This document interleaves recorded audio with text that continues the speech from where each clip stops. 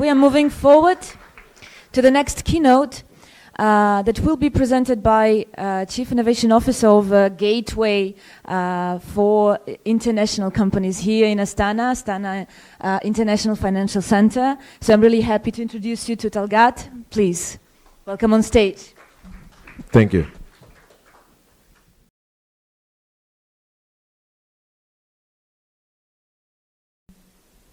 Hello everyone, my name is Talgat. I work as a Chief Innovation Officer at the Astana International Finance Centre.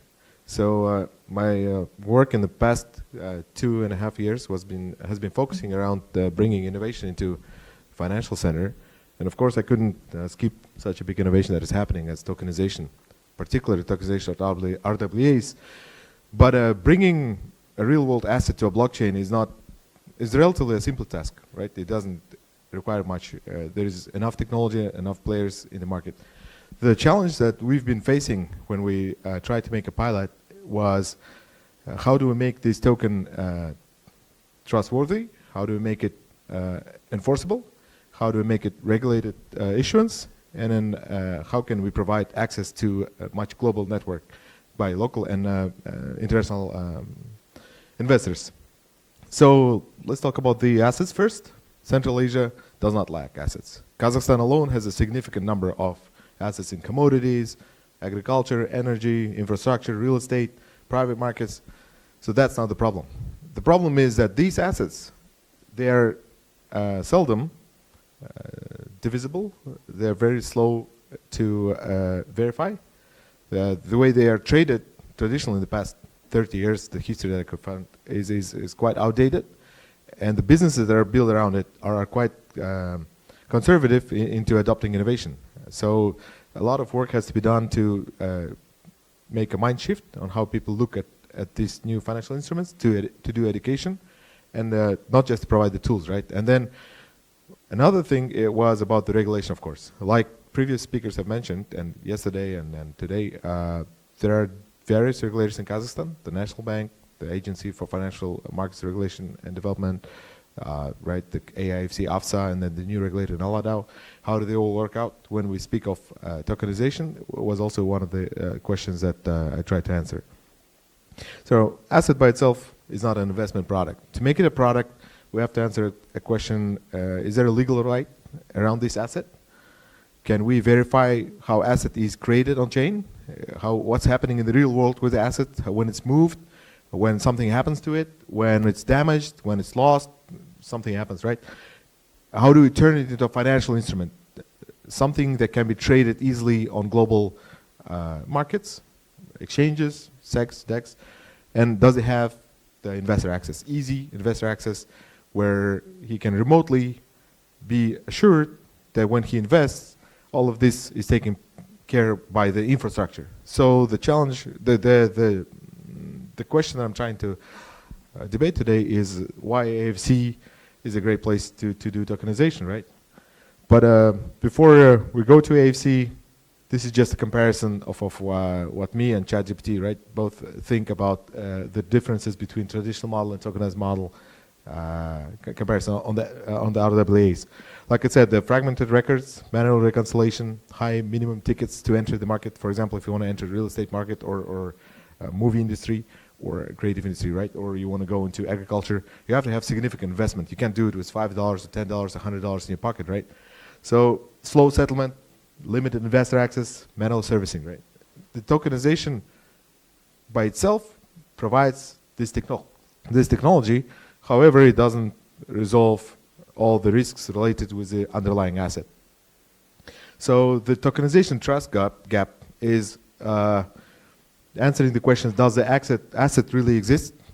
Just having the token in the blockchain proves nothing. It just shows that you are the owner of that record, right? But do you legally own it in the jurisdiction where the asset belongs?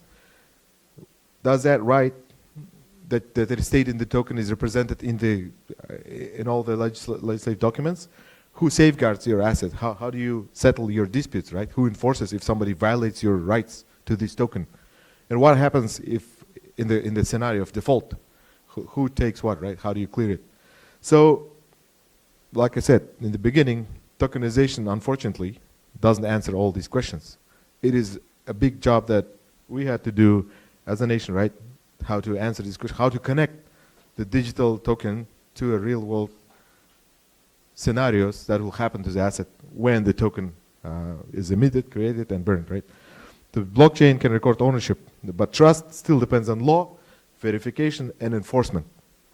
Okay, so this is why AIFC, of course I work at AIFC, I'll be promoting AIFC, right? Astana International Finance Centre is a unique jurisdiction where you can combine traditionally something that you wouldn't expect, right? First of all, it's a legal certainty, English common law, something that is very understandable to a lot of people around the world, all right?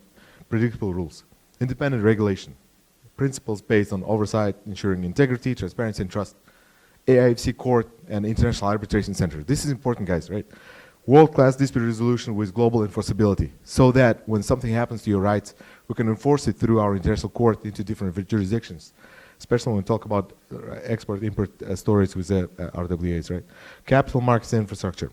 We have an exchange, AIX, we have crypto exchanges operating in the AIFC. They do provide access to capital markets. And then the innovation ecosystem. We have FinTech Lab, which is essentially a lab at our regulator, AFSA, which allows to enter, test your ideas with a very low cost and then fail-safe environment. And then if you graduate with your business idea, you can fully commit. We have Tech Hub, which is another arm that we use at AIFC, which helps us to structure innovation projects. Then we have governance, like the governor, all the management. We're all innovation friendly. You can notice that Kazakhstan is innovation friendly today. The president is talking about AI, right? Digital. There is a ministry of AI. There is a new crypto city built. Bless you. So there's a lot of innovation happening already in the country. So it's just not just AIFC, right? The whole nation is trying to be innovative and be open to new technology and be open to new challenges, right? So regulated foundations already in place. The FinTech Lab, and there is no single document that says AIFC RWA Tokenisation Framework, but there are documents that are called Security Token Offering Framework, which structures how you do security token offerings, right? Investment Token Framework, how do you structure investment tokens, right? Tokenized Commodities Framework is how you tokenize commodities, and then Digital Asset Activities Rules. This is how you actually do operations with digital assets. The combination of these, the regulated foundations are in place. So the next challenge is coordinating market implementation. I unfortunately can't see the bottom line, but this is what it says, right? Market implementation. Building a case was very important to prove that this scenario actually, there on that screen you can see that. So again, I can't stress this enough. So asset classes on the top, commodities, real estate, private markets, green assets. The tokenization life cycle, the technology, structuring, verification, classification, issuance, distribution, settlement services. This is the visible layers, right? But at the bottom, the actual thing that is making this mechanism tick, that making it work, building the trust, is what's underneath, right? It's legal certainty, investor protection, like AML and financial integrity, the integrity of the market, right? Technology governance, and then the enforcement, right? Okay. So the token is a visible layer, right? The value lies in the trusted infrastructure beneath it. So the past 18 months, a lot of my friends whom I see in the room know that I've been tackling this challenge called grain tokenization. So the idea was, how do you bring back trust to granular receipts, right? In Kazakhstan, there was a big practice. Forget the tokenization. We are a big agriculture nation, right? Apart from the contribution of the GDP, if you don't look at the GDP, if you look at the population working in different areas, around 40% of our population actually works in agriculture. So we have a vast agricultural lands. It's a $7 billion export market of agriculture. But the problem we were facing is a lack of liquidity. It's a seasonal business, right? When a farmer is getting his harvest, the price for the grain is very low. He has to survive until spring, when there is a good price, to sell his grain. So for the next 2, 3, 6 months, he needs to get some loan or liquidity to survive, right? Usually he would take a granular receipt when he deposits his grain to a silo or granary like this, right? And then he would go to a bank and then get a loan on top of it. But the system had flaws. There was a lot of fraud in the past. Then there was a lot of mingling and juggling with the papers, right? And then because it's a very difficult asset, right? I'm not very happy I started with grain because it's biology. It can explode. It can, how do you, I forgot the English. Yeah, well, it's biology, right? It can spoil it will lose its humidity, it will lose its protein level, it will lose its grade and the class and its price if it's not stored right. And storage is troublesome too, and it involves a lot of work. So building back the process, what the challenge was visiting the silos and learning how this process is, how the harvest is accepted, what's happened in the lab, what happens when there is a contractor who's talking to farmers, talking to traders. So we picked one warehouse here in the Akmola region, which we called the Ethanol Vault, which is the example warehouse that in the perfect scenario, right? And we tried to make the perfect scenario. We brought a lot of IoT, sensors, cameras, CCTVs, robots that are like vacuum cleaners who dig into the silo and then make sure that the grain is there, the level is there, the humidity is there. And it's trying to make it live. Thanks to all this low orbit satellite technologies, you can now provide pretty good internet at any location, remote location. Most of these silos are remote somewhere in the urban area. And so we created this infrastructure behind to build the trust that the asset is stored at the silo, is at the same quantity, quality, and humidity level, protein level. The lab is verified so that we can bring back the trust to the granary receipt, not the token yet, right? And then once we wrap it as a token, what type of token does it become? Is it a token on the right of this grain that you're storing? Or are you providing a loan, right? Is it an investment token? And then a lot of farmers whom I talked to started running in front of the train and talking about the futures, right? Like can we issue a token for the harvest that I'll get the next year so that I can get a forward contract? So a lot of innovation, a lot of debate was happening with farmers in the Akmola region. We were talking with 11 farms who are serviced by this elevator, and set up a few JVs with TechHub AIFC, so joint ventures. The main joint venture which we are working on is called Chain, commodity chain. The name gives it away, right? It's an exchange, so we're getting a license, operating exchanges license, and then the clearinghouse license for that company. And actually we got our in-principle approval, and hopefully we'll get a full license soon. We did a demo trade on a volume of grain that went to China, right? We tested this ecosystem.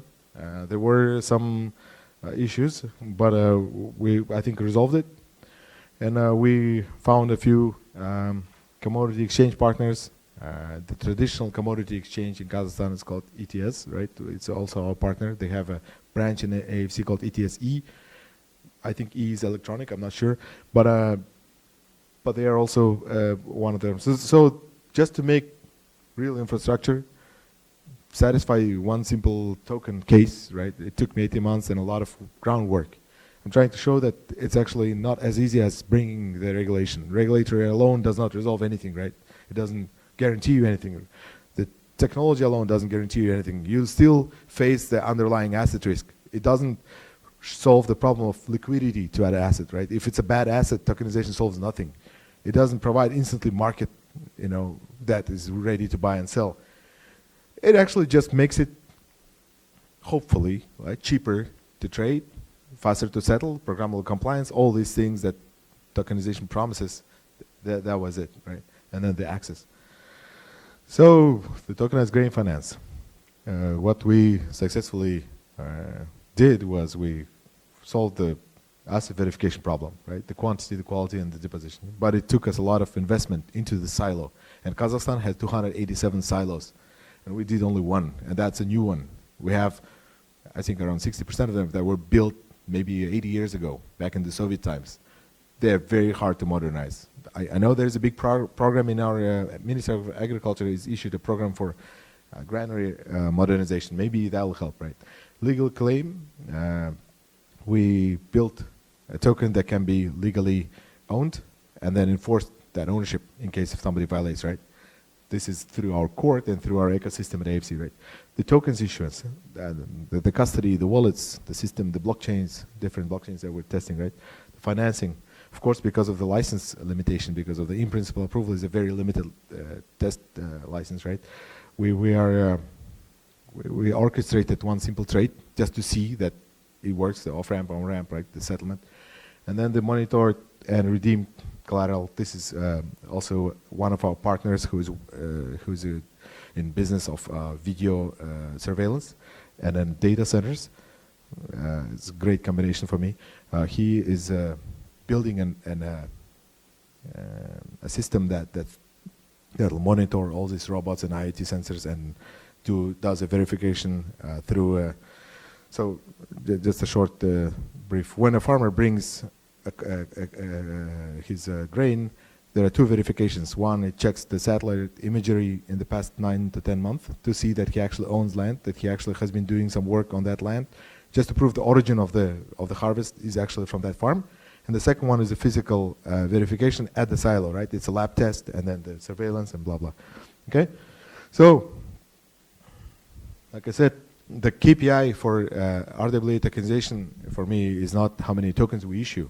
It is, do we really resolve the problem of high transaction cost? Do we make our assets more liquid?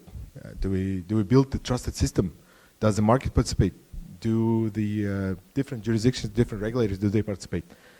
Do the businesses come in, right? This is the KPI that we're trying to solve. And then it's a very exciting time to be in. Thank you.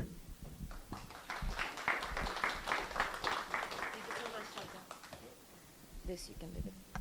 Thank you so much, Talgat. I think it was not only exciting from the point of view of what you're building, but also giving this relevant example of an asset that is important for the country, has definitely given food for thought, grain for thought.